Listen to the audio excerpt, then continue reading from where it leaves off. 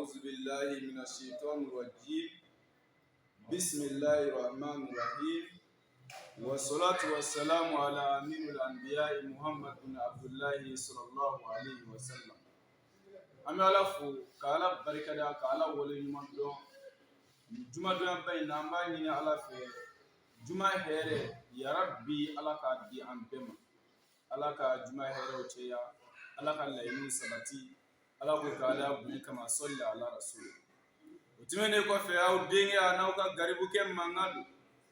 ne afi jilba garibuke mmandu mancha menine kongo ala gindoli tokola ko ayeni taka barake nai ibe boya fo jien dainte ma kilinzoro mi ma woni billahi ulane lami baw aw maminu miga ka anga video lami wati be aw bana sele ade ay video num partager billahi aw be wasa soro ni video num partager li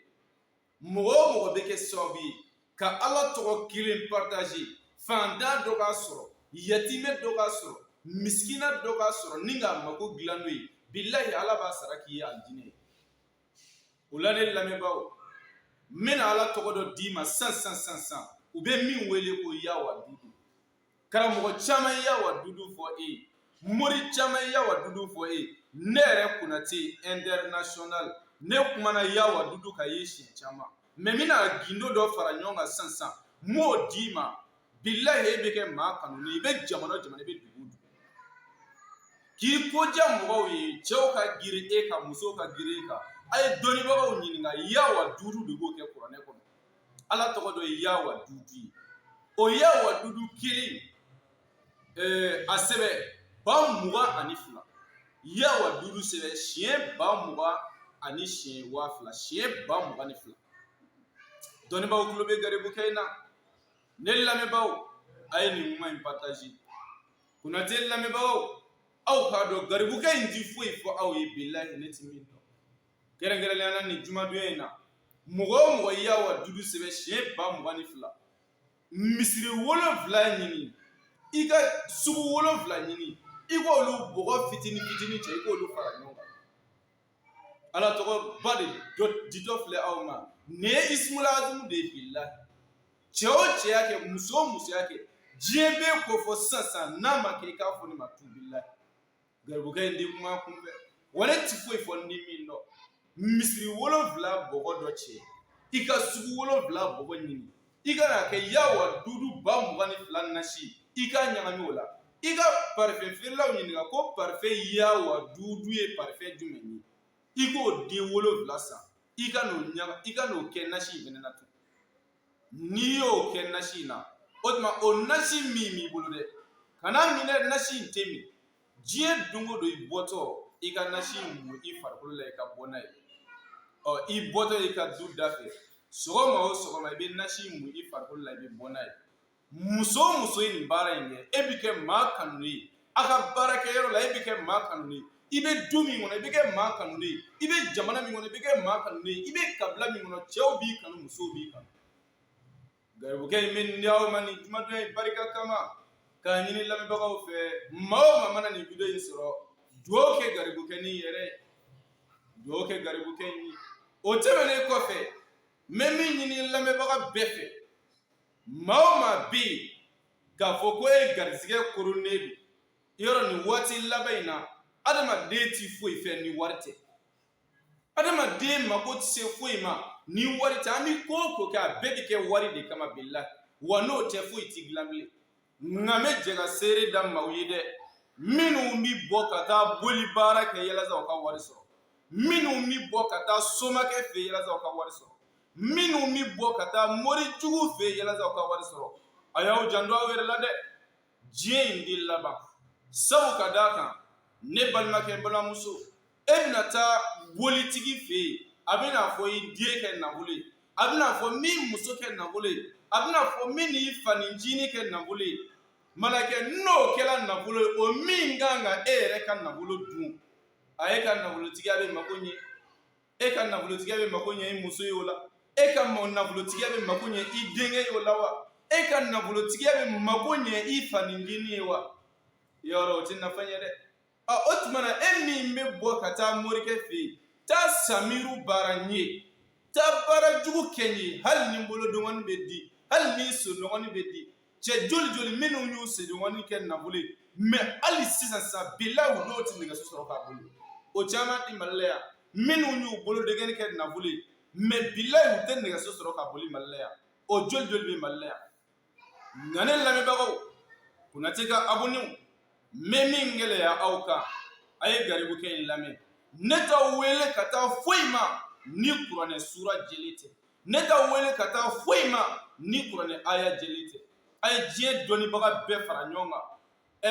Qur'an na volo gindo o ye sura jume ye suratul waqi'atu billah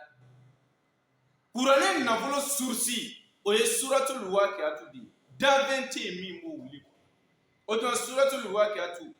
o gindo ayo de labe namo barabu na adama donyi ebe jamana o jamana ibe dugo dugu ame na volo bara nke iye kasoro ima do ala tana makola kasoro ima shitane barake kasoro ima ta politiki fe kasoro ima fara bato kasoro imi de faga kasoro ima ta nono kene bo bajila ne bado aka herebe na de ulanga sigi Qur'ane ma anga barake no Qur'ane jeli billahi anga herebe lila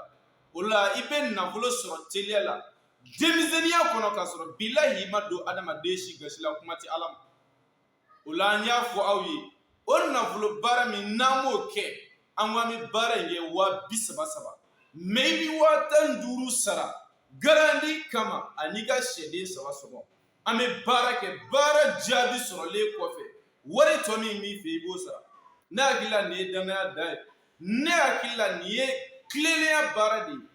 outmana ni ojo ilamene ko ife ni kuma ka ilamene ko ife kani yere blada gari la boli juna ikani ngara mo ken zegere ngani ma sondu ala ko fa atiba sababan ayatu sababu nofe mo be da sababu la mo mi yere dalelo alala me mami madda alala madda kirala jiebi wuli billahi wotigla mo da sababu la ulani badum ayatu sababu nofe aka baraka ni sababu ya ka here bodila de ula garibu ke meni wole da wati bela jinina Allah kana mashin yeshi awma mami no ka sababu ti awmulo de wa ala ka to mo be yeshi awve neti ala neti kira ya rabbi ala ka tuku makugla ala ku ka ala ya buye kama kira kanu ko son salli ala rasuli ulay mo ebe jamana ibe Dubai ibe Italy ibe America ibe Espagne ibe Congo Brazzaville ibe Ivar ibe Burkina ibe Lajine Senegali Guinée Conakry ibe jamana ado bare misega ke ki sigile to ishigoro la sansa ni Qur'an aya jeli ni Qur'an sura jeli shitane tokotala boli tokotala samiru tokotala abe ala ko jeli adama donga sigi Qur'an ma ka jira buna adama dona ko Qur'an sursi bi Qur'an kono chichugo tala wa tisuzo imana boli chugo ni pana Qur'ane kuna billahi be pango flakere ulane badum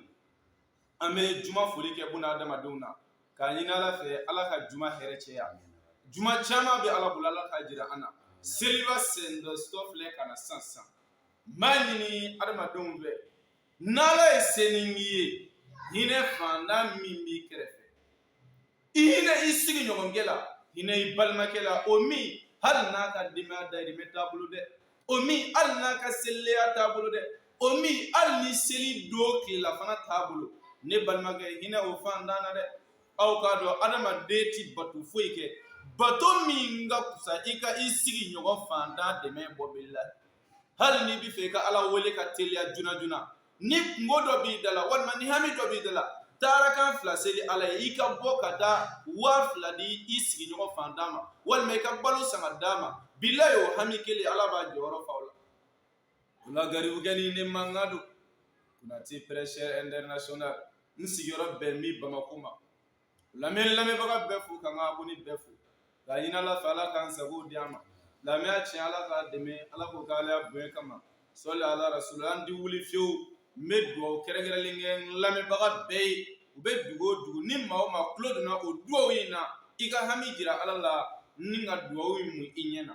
ulama fo rabbana zalamna anfusana wa in lam taghfir lana wa tarhamna lanakunanna minal khasirin ربنا آتنا في الدنيا حسنة وفي الآخرة حسنة وقنا عذاب النار. ربنا لا تزغ قلوبنا بعد إذ هديتنا وهب لنا من لدنك رحمة إنك أنت الوهاب. سبحان ربك رب العزة عما يصفون وسلام على المرسلين والحمد لله.